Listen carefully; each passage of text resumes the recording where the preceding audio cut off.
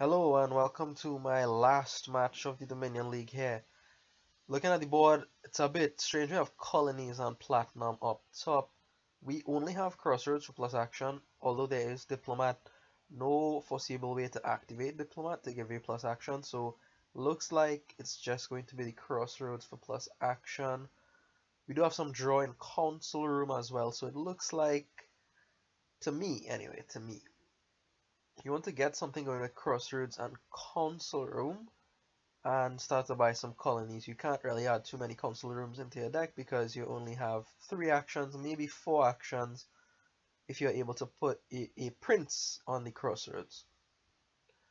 So I wanted to get to prince as soon as possible and try to pair it with the crossroads, but we'll get to that in a minute. Let's talk about the opening here. I go for crossroads and a sacrifice. Thinning is going to be quite important if I want my crossroads to work well, meaning to find itself with estates as it does here. This is extremely lucky. My opponent goes for the sacrifice and the silver. I understand the silver. That's fine. He probably wants council room or something, which is something that I also want, but I went for the 2 actions hoping that they might collide and I might be able to pick up a peddler, and I do pick up the peddler here. So now the reason for the peddler is because I want to use Graverobber and peddler to maybe get to prince, maybe get to some extra colonies, etc, like that. So my opponent gets up to gold, which is pretty fortunate, I think, on turn 3.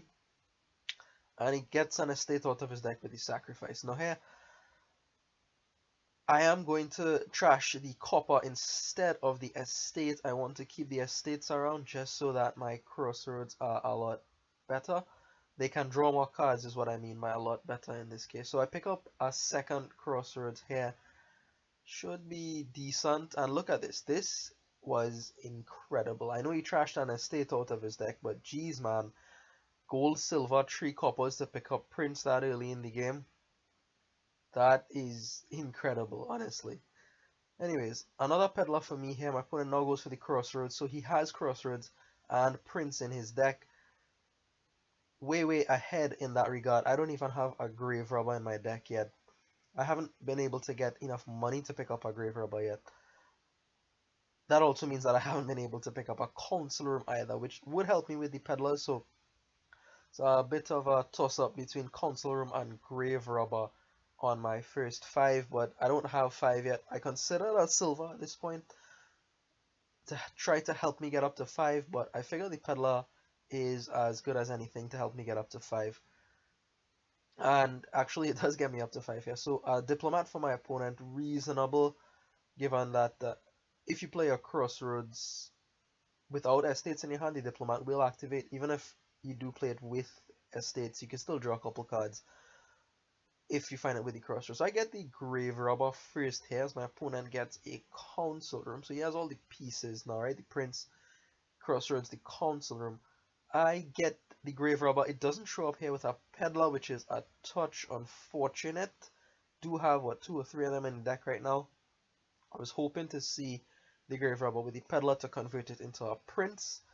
Instead, I see it with a sacrifice, and here I turn it into a diplomat as my opponent did earlier. Now, I don't think this diplomat was the right thing to do. I say that in retrospect because the diplomat does so very little for me.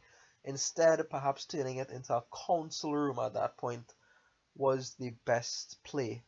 So here, my opponent manages to come up with a bunch of money, the gold and a bunch of coppers and his silver, whatever.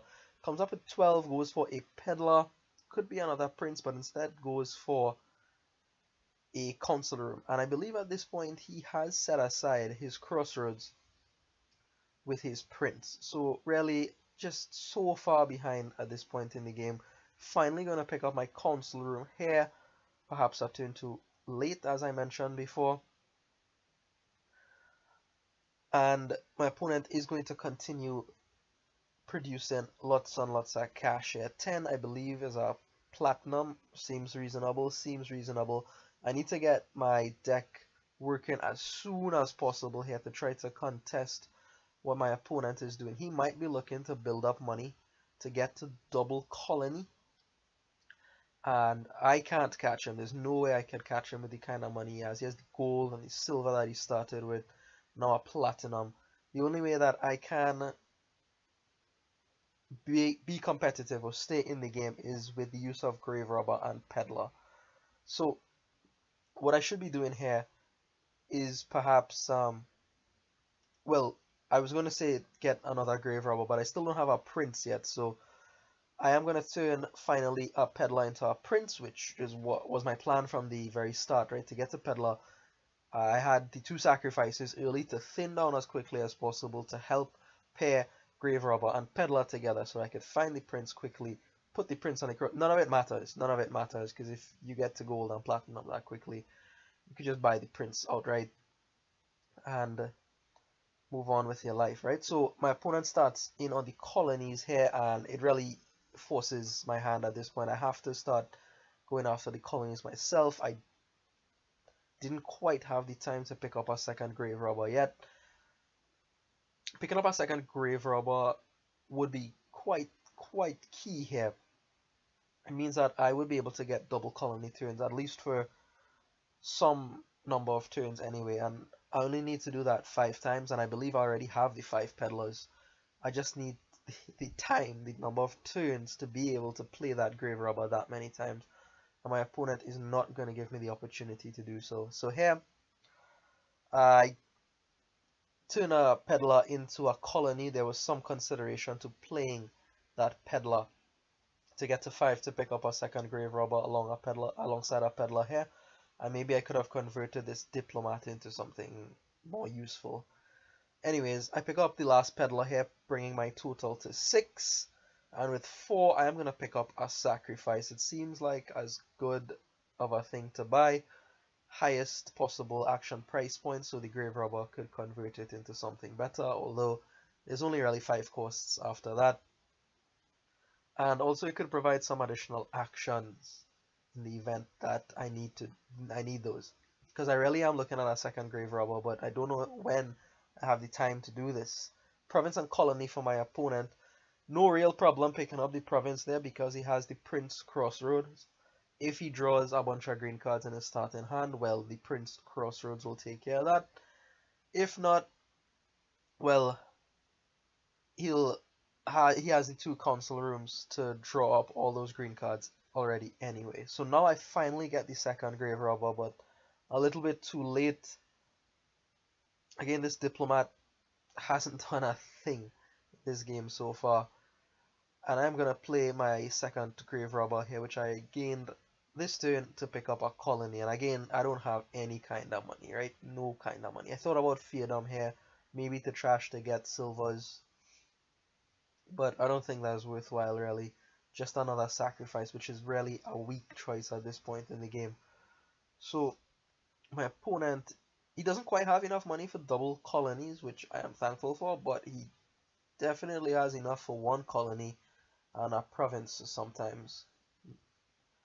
So he is going to pick up another colony here, and really it's very easy for him now too to pick up a Graverobber to start turning his peddlers. He has 4 of them into colonies, so he picks up a Graverobber on this turn here, colony and Graverobber, and things look real scary, giving him the potential to pick up 2 colonies, maybe a province too.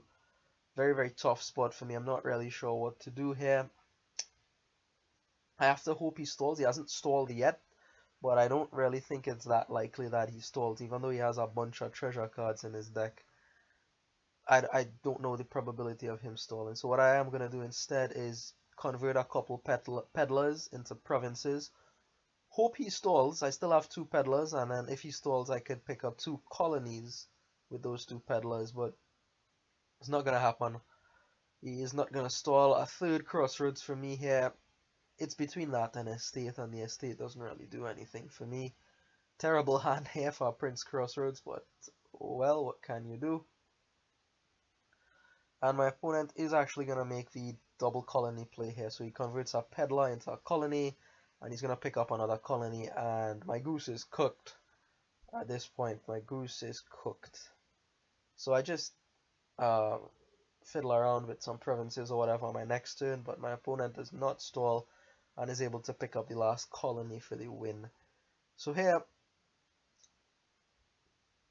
I mean, like I said, I don't like to say these things, right? But picking up that prince that early for my opponent, I think was pretty helpful for him. Pretty helpful. I maybe could have picked up a second Graverobber more quickly. Not entirely certain, but I liked my plan of pursuing the prince via Graverobber rather than via treasure cards. I didn't work out this game. Not sure if I was a touch unlucky there or if my opponent played this one better than I did. Anyways, that is game 1 for you. Thank you for watching, and I'll see you in the next one.